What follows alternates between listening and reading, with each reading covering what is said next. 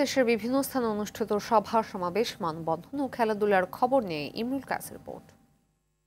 যার দিক নির্দেশনায় বিএনপি রাষ্ট্রকাঠামো মেরামতের ৩১ দফা ও জনসম্পৃক্তির লক্ষ্যে শ্রমিক দলের আলোচনা সভা হয়েছে বরিশালে। জেলার চরমরাই ইউনিয়নের চাঁদেরহাট মাঠে উপস্থিত ছিলেন জেলা বিএনপির সদস্য সচিব অ্যাডভোকেট আবুল কালাম শাহীন। টাকা মাত্র ১০,০০০ খুলবে ব্যবসার দ্বার, এই স্লোগানে আইবিডব্লিউএফ জেলা দ্বিবার্ষিক সম্মেলন হয়েছে ঝালকাঠিতে। জেলা প্রেস ক্লাব হলরুমে সম্মেলনে উপস্থিত ছিলেন সংগঠনের কেন্দ্রীয় সভাপতি মোহাম্মদ শহীদুল ইসলাম।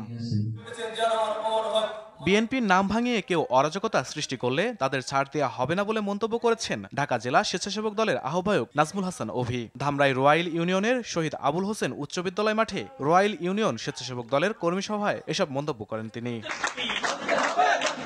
গুচ্ছ থেকে বেরিয়ে স্বতন্ত্র ভর্তি পরীক্ষার দাবিতে প্রশাসনিক ভবনে তালা ঝুলিয়ে অবস্থান কর্মসূচি পালন করেছে ইসলামী বিশ্ববিদ্যালয়ের শিক্ষার্থীরা। বিশ্ব সাহিত্য কেন্দ্রের উদ্যোগে মেহেরপুরে ভ্রাম্যমাণ বইমেলার উদ্বোধন করা হয়েছে। ডক্টর শহীদ শামসুজ্জোহা পার্কে এই বইমেলার উদ্বোধন করা হয়।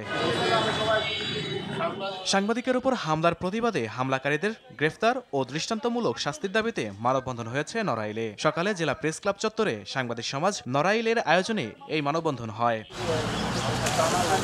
ছাত্র সংসদ নির্বাচনের রোডম্যাপ ঘোষণা এবং ২৪-এর বিপ্লবে হামলাকারীদের শাস্তি নিশ্চিতকরণ ও তা প্রকাশের দাবিতে সংবাদ সম্মেলন করেছে বেগম রোকেয়া বিশ্ববিদ্যালয়ের শিক্ষার্থীরা।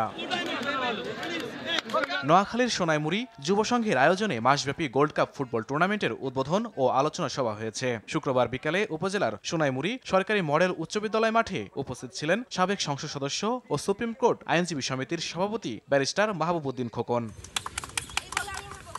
জাহাঙ্গীরনগর বিশ্ববিদ্যালয়ে আসন্ন ছাত্রদলের কমিটিতে পরীক্ষিত ত্যাগী ও নির্যাতিতদের মূল্যায়নের দাবিতে বিক্ষোভ মিছিল ও সমাবেশ করেছে নেতাকর্মীরা। দুপুরে বিশ্ববিদ্যালয়ের কেন্দ্রীয় শহীদ মিনারের সামনে এই সমাবেশ হয়।